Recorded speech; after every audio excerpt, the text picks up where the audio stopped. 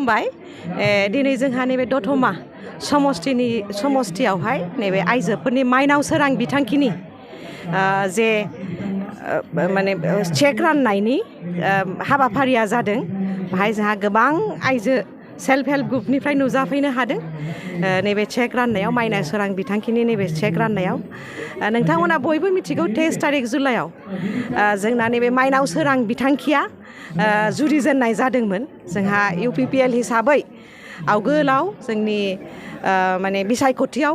मोनसे समायखिरा लानाय जादोंमोन बा मेनिफेस्ट' बा इस्तिहाराव होनाय जादोंमोन जे जोङो देरहानानै फैयोबा सरकार दानो हायोबा बाहाय सेल्फ हेल्प ग्रुपफोरनो 75,000 माने रां होनाय जागोन जाहाथे गावनि आथिङाव गसंनानै खामानि मावनो हायो गावनि स्किल गावनि रोंगौथिखौ दिन्थिनो हायो आरो बेजोंनो रांखान्थि बिथिङाव जाहाथे गोख्रों जानानै 75,000आवनो जाहाथे थाबथायालाबानो आरो साबसिननिफ्राय हामसिन जौगालांनो हायो जों बयबो मिथिगौ रांखान्थि बिथिङाव आइजोफ्रा गोख्रों जाबासो समाज बिथिङावबो जायगा मोनो आरो समाज बिथिङाव जोङो जायगा मोनबासो जोङो राजनिथि बिथिङावबो जायगा मोनो आरो राजनिथि बिथिङाव हाबनो हाबासो जोङो जोंनि आइजोफोरनि जौगानायनि माखासे पलिसिसफोरखौबो जोङो दानो हायो होननानै दा जोंहा मानगोनां बिटिआरनि CEM प्रमद बर' सारखौ जोङो जोबोद हामलायनाय बावो जोंनि नैबे मेनिफेस्ट'आव जे समायखिरा लानाय बादियै दिनै माइनाव सोरां बिथांखिखौ जागायजेनबाय जुरिजेनबाय आरो एबारहाय जोङो प्रथम किस्तियावहाय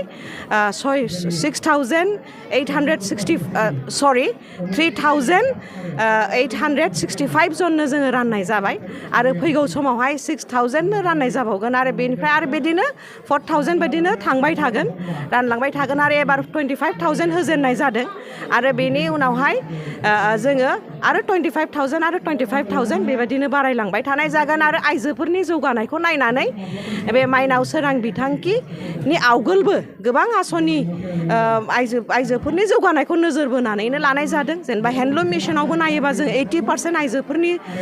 माने खामानियानो बांसिन थायो सेरिकालचार मिशन बा एम्फौ फिसिनायावबो आइजोफोरनि लोब्बायानो बांसिन जानानै थानो हायो बा अमा फिसिनायावबो बा बेबायदिनो गोबां आसनि लाबोगासिनो दङ आरो दा जाहाथे जोङो आइजोफ्रा गोख्रोङै डिजिटेल दिनै टेक्न'लजिनि जुग अनलाइन बिथिंखौबो जाहाथे जोंहा मोजां रोङो BCDC गासिबो BCDCयावहाय जोंहा थें फाख्रि होननाय मोनसे आसनिखौबो माने बानायनायनि खोथाखौ बा बेखौ जोंनि प्रमद बर' सारा बुंबाय थागासिनो दङ आरो जोङो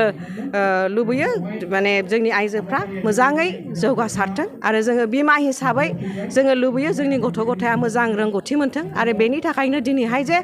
गरिब दुखिया बिमायाबो गावनि फिसाफोरखौ IAS खालामनायनि बा माने ACS खालामनायनि बा अफिसार खालामनायनि बा डक्टर खालामनायनि इन्जिनियार खालामनायनि गोबां लामाखौ बेखेवना होदों दिनैहाय गियान जाहाथे मोनो बिनि थाखाय नलेज फेस्टिभेल होदों जोङो जाहाथे जोंनि हारिमुखौ जोङो फोथांनानै लाखिनो हायो बिनि थाखाय गोबां कालचारेल बिथिङैबो माने आसनिबो लानानै गोबां खामानिखौ मावगासिनो दङ आरो फैगौ समावहाय जोंनि आइजोफ्रा जाहाथे गोख्रों आवगायबोयो सारि बिथिङै जाहाथे जौगासारो बेखौनो जोङो मिजिं थिदों आरो दिनैहाय नैबे माइनाव सोरां बिथांखिजों लोगोसे आइजोफोरनि जौगानायनि थाखाय माने गोबां जे माखासे आसनिबो लागासिनो दङ बिनि थाखाय जोंहा जोबोद गोसोआव गोजोननाय मोनदों खारन जोङो बेसिम 17 बोसोरनि समावहाय आइजोफोरखौ लानानै खालि राजनिथिल' गेलेबाय थानाय जादों सना बादिल' साजायनानै दोननाय जादों खिन्थु दिनैहाय जाहाथे जोंनि आइजोफ्रा गावनि खुनु आसनिबो बानायनाय जायाखै खिन्थु दिनैहाय जोंनि आइजोफ्रा जाहाथे गावनि आथिङाव गसंनानै खामानि मावनो हायो बेनि थाखाय गोबां आसनि दानाय जाबाय आरो बे आसनिजोंनो जोङो मोनसे आरो समायखिरा लानाय दंबावोमोन माने मोनसे भट मोनसे माने फसंथान होननानै दा लासै मोनसे भट मोनसे फसंथानाबो जाफुंगासिनो दङ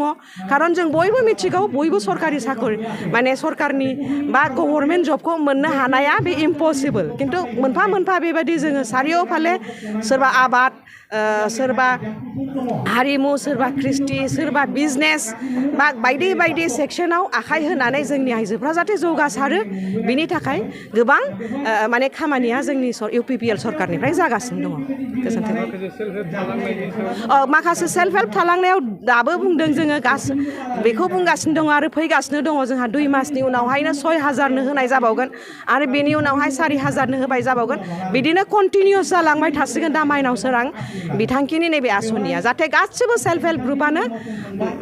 एसेबाबो मदद मोननानै गाव गावनि आथिङाव गसंनो हायो जेरखम गियान सोरां माने गियान सोरां बिथांखिजों लोगोसे अनसाय बिथांखियाबो गोबां दुखिया गरिब मानसिफोरखौ मदद सहाय होदों नैबे माइनाव सोरां बिथांखियाबो आइजोफोरखौ जोबोद बिहोमा होनानै आवगायलांनायनि मिजिंखौ जों थियो गोजोन्थों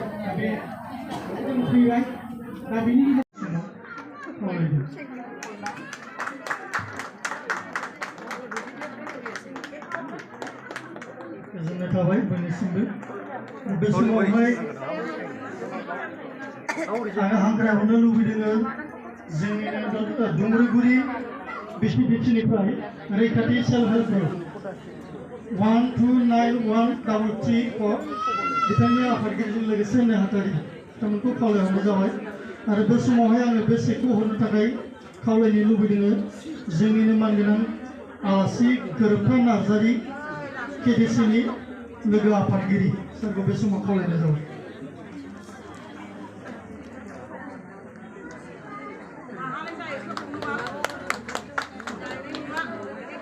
गोजोननाय थाबाय बयनिसिमबो दा बे समावहाय आङो हांख्रायनो लुबैदों मिलन बाजार बिसिडिसि परा हमारे Priyatam self help group Chhotaram Milan Bazar बिसिडिसि परा Priyatam self help group 228216 code number टेक्टर भवनेत्री और साधारण सम्पादक मैं अनुरोध करिलु और এই চেকটো বিতৰণ কৰাৰ কাৰণে আমি অনুৰোধ কৰিছো আমাৰ আলহী অঞ্জলি ৰয় কেডিসি কমিউনিকেশন সেক্রেটারি বাইদেউ মই অনুৰোধ কৰিলো ফুটবল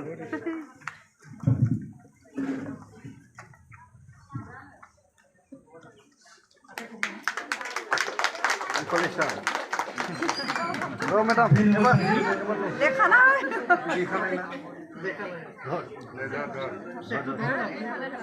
लो बा गई जा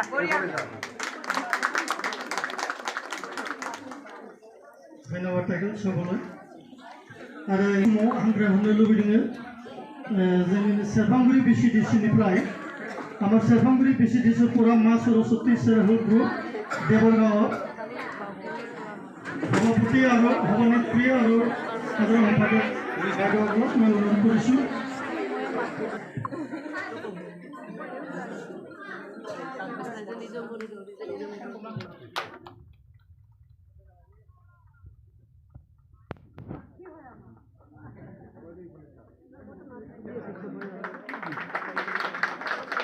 धन्यवाद থাকিল